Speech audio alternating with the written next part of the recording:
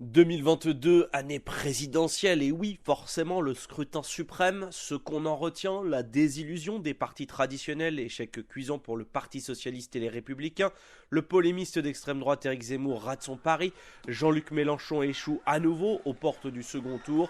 Comme en 2017, Emmanuel Macron affronte Marine Le Pen, le président sortant réélu avec 58% des voix. Merci. Au pied de la Tour Eiffel, Emmanuel Macron savoure, débute un second et dernier mandat. Une majorité d'entre nous a fait le choix de me faire confiance pour présider notre République durant les 5 années à venir. Dans la foulée, le chef de l'État n'obtient pas une majorité absolue à l'Assemblée, situation inédite qui oblige le gouvernement d'Elisabeth Borne à user du 49.3 pour faire adopter les textes sans vote ou à négocier avec les oppositions. Pas simple, d'autant que la France, comme le reste de l'Europe, et ça c'est d'ailleurs grandement ressenti lors de cette période électorale, la France subit les conséquences de la guerre en Ukraine. Si ça augmente, même si c'est que quelques centimes, des centimes, plus des centimes, plus des centimes, on va pas s'en sortir. Est-ce qu'on aura le choix? De toute façon, pour l'alimentaire, on fait toujours l'effort. Une inflation record, 2022 se termine avec un chiffre compris entre 6 et 7%. Le coût des matières premières, de l'énergie, du transport, tout augmente et le pouvoir d'achat des Français s'en ressent.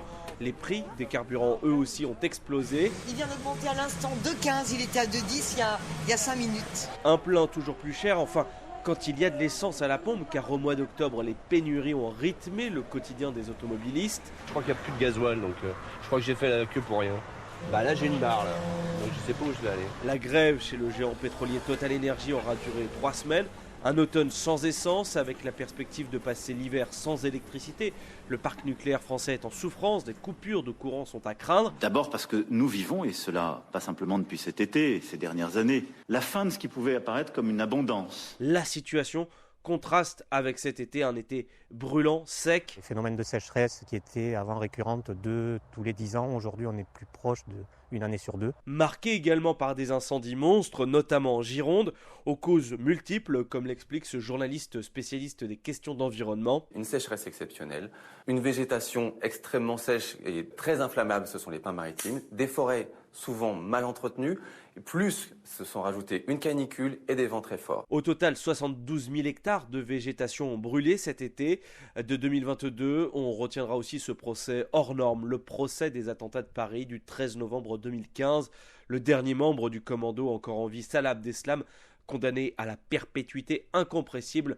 Bruno, rescapé du Bataclan. Ce procès l'a prouvé que la réponse à la barbarie, au terrorisme, c'était la justice avec un procès équitable et la démocratie. Autre procès marquant, autre attentat terrible, celui de Nice, un procès sans le principal accusé, l'homme qui a foncé sur la foule le 14 juillet 2016 au volant d'un camion, abattu ce soir-là par la police.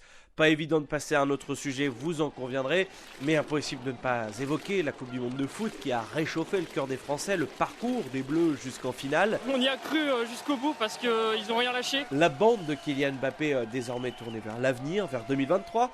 Pas de grande compétition de foot l'an prochain, mais une Coupe du Monde de rugby organisée en septembre en France, ça promet d'être crunchy. À Paris, Paul Vialaret pour Média.